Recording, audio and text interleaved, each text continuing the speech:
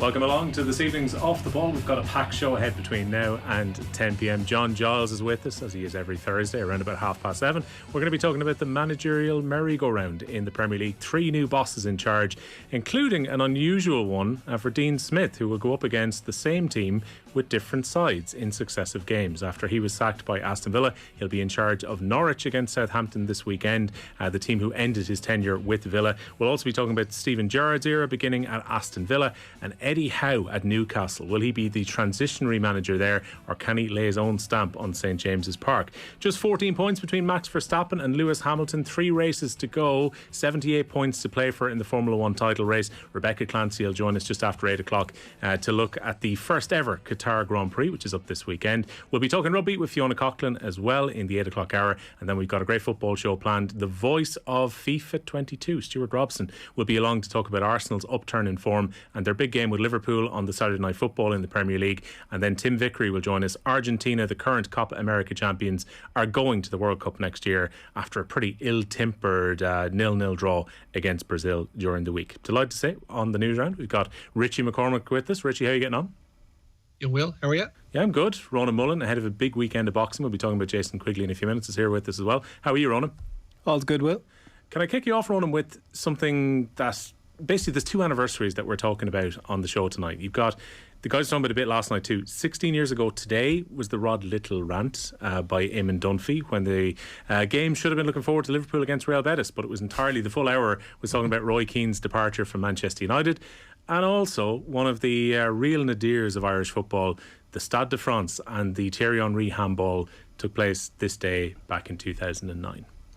Yeah, I just saw Kevin Kilban's quote tweet there of the Henry incident. Like, it's difficult in retrospect in a VAR era to think about how absurd that was.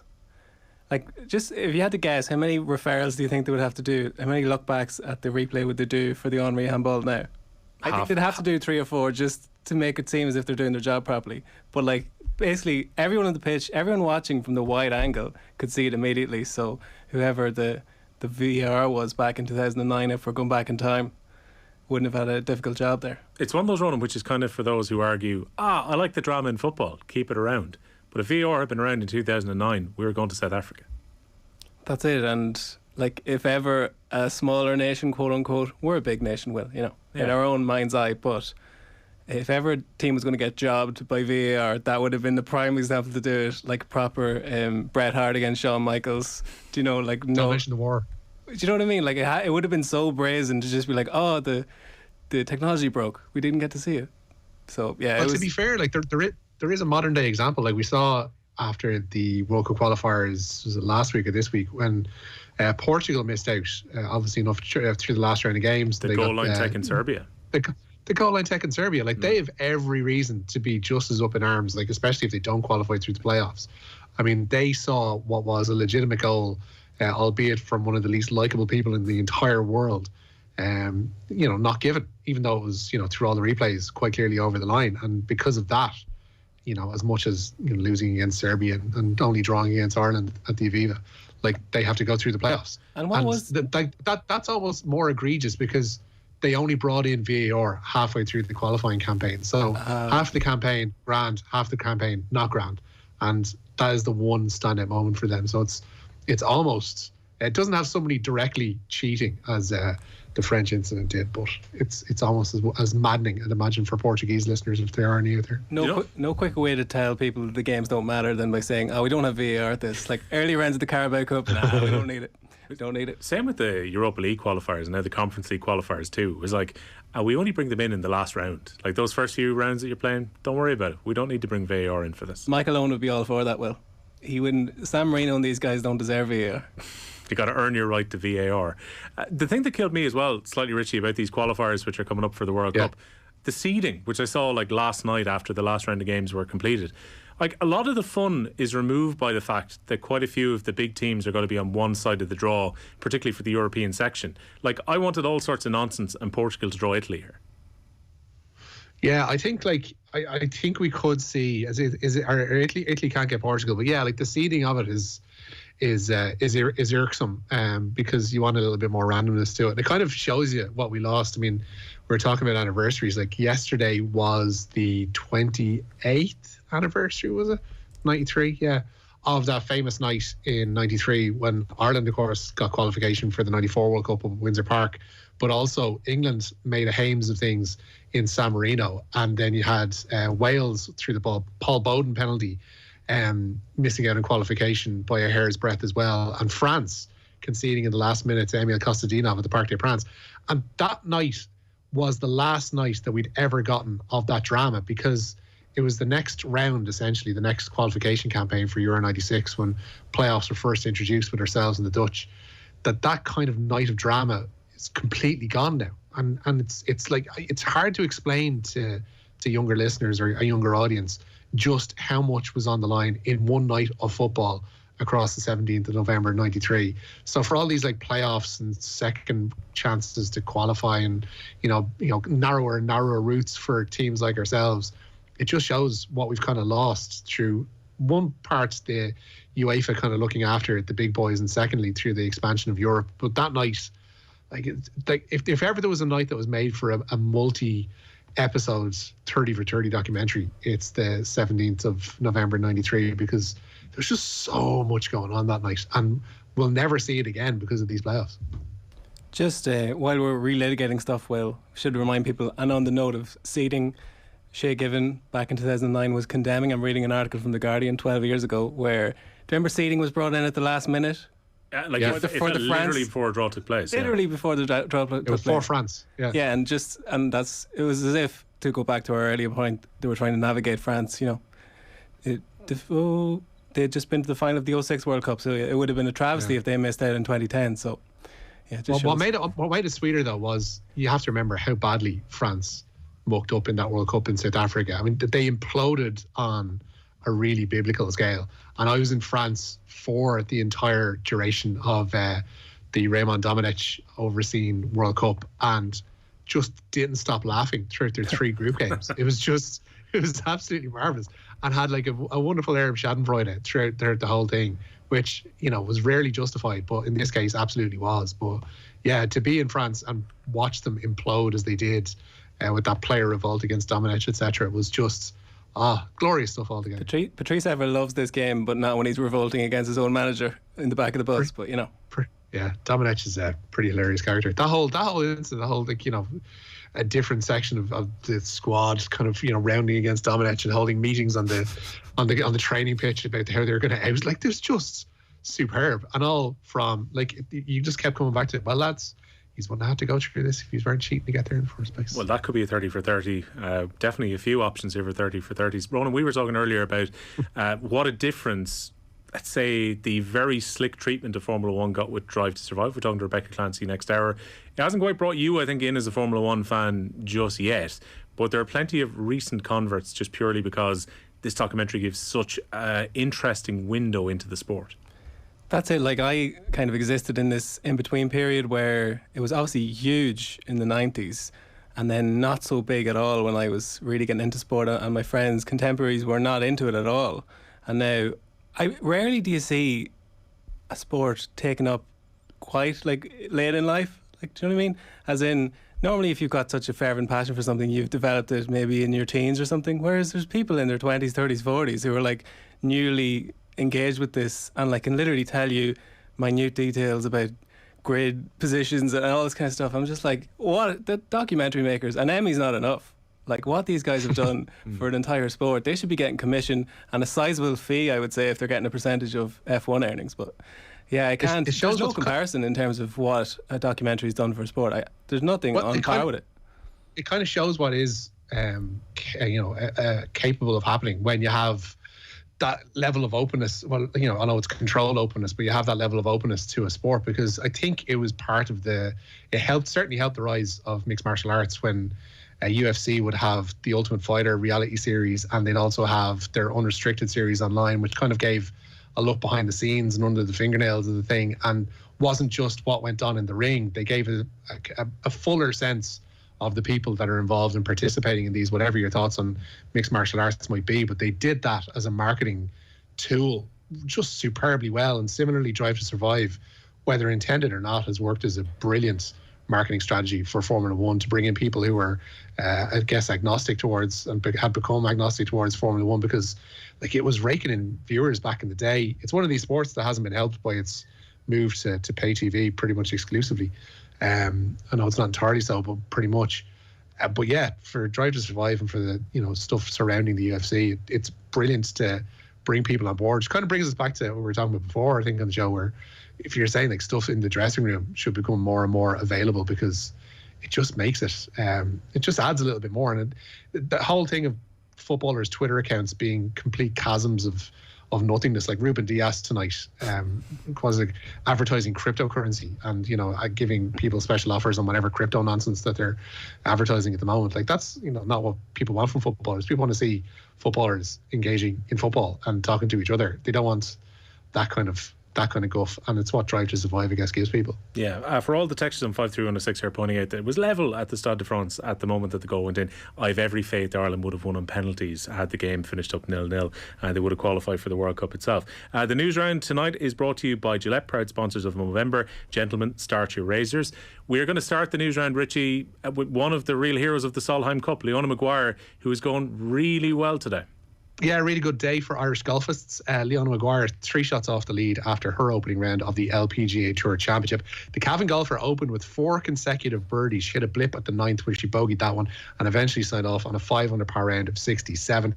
But it's Korea's Jung-Eun Lee who leads on 8 under par in Florida. Yeah, it's been really good. End of season, Rory McIlroy was answering lots of questions ahead of the tournament about his participation potentially on any kind of World Golf Series. He was pretty clear that he's once again aligned. He was very quick to say, I'm not following any idea that Greg Norman has. He's going pretty well in the DP World Tour Championship so far, Rich. Yeah, and says he's back to taking more responsibility for his own game. He holds a 2-shot lead after the opening round of the season-ending DP World Tour Championship. McIlroy shot a 7 under par round of 65 today and leads from a trio that includes the Dane Joachim B.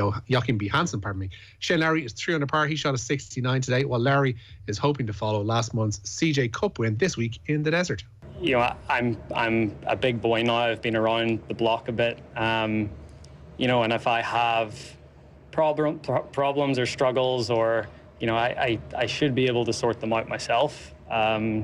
Instead of looking to others to try to fix my problems, I'm just going to try to take responsibility a bit, and that's really what I did after the Ryder Cup. I put my head down, spent a lot of time just on the range and just figuring out, okay, what is it that I do well, what do I need to get back to. And I've always been a very visual player. I've always seen shots, and I mean, I don't know how much of the shot tracer was out there today, but people probably see me playing shots again. Maybe not quite as much as Bubba Watson, but still, that's how I've always played golf and how I've seen the game, and I just needed to get back to seeing it like that again. Yeah, we're going to be talking to Fiona Coughlin about the Irish women's rugby team after 8 o'clock, and the team is in, Richie, ahead of their last game of the calendar year. It's been more downs than ups for the women's team, but it's going to be the end of the Ciara Griffin era as captain, and Adam Griggs' last game in charge on Saturday at the RDS as well. Yeah, it's going to be a pretty seismic occasion for all involved. 3 players, meanwhile, could make their Ireland debuts in that test with Japan at the RDS. Leinster pair Mary Healy and Ella Roberts are among the replacements, along with Connacht back Shannon Toohey. With Bevan Parsons among those off to Dubai on sevens duty, Aoife Doyle starts in the wing. There's a new half-back partnership with Catherine Dane, partnered by new out half Enya Breen. And there are 5 changes in the pack, but captain Ciara Griffin remains on the blind side for what will, as you mentioned, will be her final game in an Ireland shirt. The match will also be Adam Griggs' last, again, as you say, as head coach. 2 very bizarre stories which we've been following along this week. The PSG women's story, and almost playing out a Simpsons storyline of trying to injure a teammate ahead of a big game. And the other one where there's real concern now at this stage is Peng Shuai. What's the latest on this, Rich? Yeah, the head of the women's tennis tour has expressed his concern over the safety of Peng Shuai. The Chinese tennis player has not been seen or heard from since making an allegation of sexual abuse against a former Chinese state official.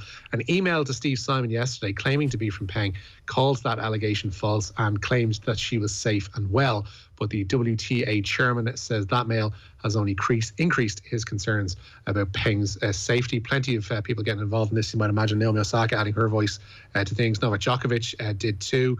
The International Tennis Writers Association has done. And in the past few moments too, the US Congressman Jim Banks of Indiana has written to Joe Biden about the disappearance of Peng Shuai and looking to put pressure on China to reveal more about this issue. Yeah, very concerning. Jack Byrne, it looks like, is coming back to the League of Ireland. Which Dublin club is he going to?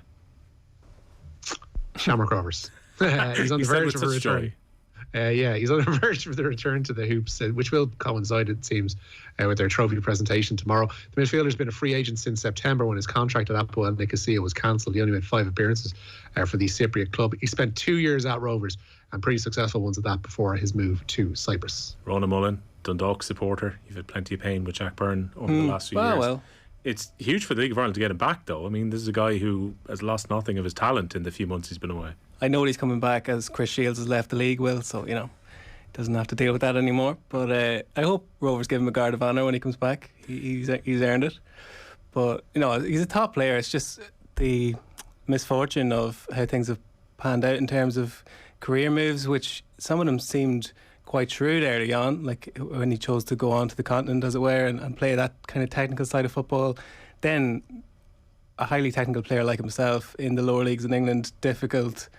The Apoel move looked like a perfect marriage given the Mick McCarthy dynamic at play there, and like the story's well worn at this stage how it all unfolded. So it's just a shame. There's no reason he can't. League of Ireland has come on to such an extent that he could pursue an international career by getting back to the level he was at and doing it on a consistent basis for the next few seasons. Or similarly, if it's still it's his prerogative, obviously, but if he wants to use this as another reset and try and make one last move, because you forget, or people will forget, how old, quote unquote, Wes Hoolahan was when he finally made his breakthrough and impact at Premier League level, for example. So it's not too late for a player like Jack Byrne to emerge in those terms. But yeah, you just hope it goes well for him when he gets back to Rovers. Yeah, it's not ideal, the gap in football he's going to have as well, Ronan, but that's the nature of things. When Apoel Nicosia were in a bit of financial trouble, and then his contract was, I think it was basically mutually cut at the time when he left back in September. But it's a long time between when he'll have played for Apoel Nicosia to when he can next play for Shamrock Rovers. Yeah, I think there was some talk of maybe an interim move to the States or something like that, just to keep him tied over. There was talk the Rovers move would be the interim one, and that he'd head off to Charlotte. But it seems like Rovers have been in a position to offer him a long-term contract. So whether or not he actually ends up going to Charlotte, who've been ramping up their kind of expansion news over the past week or so, including their first few games today, I don't think that's going to be coming. I'll be surprised, but if he does get a long-term contract at Rovers, then fair play to him. But it increases their wage bill exponentially, of course, and adds more pressure on them to deliver next season. How real do you think, Richie, the supposed interest from Bohemians was in Jack Byrne? Because that was the kind of newspaper headline last Friday and into last Saturday. To me, it seemed like the minute that he had gone to meet with Stephen Bradley and was talking about Rovers, there was little chance he was going to go to Bohemians realistically. Yeah, interest can be real. It's whether or not anybody is in a position to deliver it is another story. And I would have said that once Rovers came in for him, then he was always going to be heading back to Tala, because the financial packages that they can probably offer him are going to far outstrip what Bohemians can at the moment. But it is a massive window for Bows coming up, because there is a sizable chunk of that squad aren't going to be there next season, and Keith Buckley possibly heading off to Australia, which would be a massive blow. Georgie Kelly contemplating heading elsewhere as well, of course, after his fantastic season, scoring goals for fun for them too. And there are others, and it's worrying that some of the people that brought in the last 2 windows haven't worked out necessarily as well as people would have hoped for. Stephen Mullen, Bastian Heary's name, but two. It's going to be an interesting one to see what Bows managed to conjure together over the winter months. All right, let's chat about Jason. But a cup Quigley, final to come next week. Oh, there you go. I knew he was going to point it out even before I kicked back in. Over 25,000 tickets sold apparently already, which is great news. There you go. Pats and Bows, still a week and a bit to get your tickets for that game at the Aviva Stadium if you haven't so far. Richie, Jason Quigley, we're going to chat to Ronan about in a moment, but he's stateside at the moment and get ready for the biggest night in his career so far. Yeah, he's made weight this evening for his World Championship bout with Demetrius Andrade. He's confident he's the man to dethrone the American. The WBO World Middleweight Champion, still unbeaten in his 30 professional fights, with the likes of Gennady Golovkin and Saul Canelo Alvarez shying away from facing him. Donegal native Quigley takes on that challenge in New Hampshire tomorrow night and is confident of regaining a belt that's fairly familiar to Irish fighters. If I was Demetrius, I'd be very pissed as well that I haven't got those big fights. He's a 2-weight world champion. I believe he's the best world champion in the middleweight division right now. All these guys are avoiding him because of his talent, his skills. He's a very skillful fighter, very good fighter. And these guys are avoiding him because I think he's a high risk, low reward in a lot of senses for these big names, the likes of Canelos and Golovkins. They've been avoiding him. Look, I'm a young, hungry fighter looking to become a world champion. Demetrius is a world champion, and I'm really looking forward to an opportunity to fight him for that world title. Well, Ronan, we've had underdog Irish fighters before, Andy Lee particularly in this weight division. Can Jason Quigley do this? Yeah, it's an interesting parallel, given Andy Lee is Jason Quigley's trainer-in-chief at the moment, obviously, and 7 years ago, coming on 7 years ago exactly, Andy Lee did it in December 2014, knocked out Matt Karabov, who was similar to Andrade, huge tactical prowess, not the biggest name in terms of marquee ability, but a sizable favourite heading into that fight, and very similar pattern here, where Quigley's a rank outsider with the bookmakers, but he carries himself in such a way, got that positive affirmation where you think he certainly has a chance, and not to underestimate his own credentials, like one of the most decorated amateurs we've produced this century, like by far. And then pro career, he hasn't quite segued to the extent he would have liked in terms of high caliber opponents and fights, but he's put together a little run now and got this chance on the East Coast, and as Richie said, weighed in nicely there with a nice rousing support base.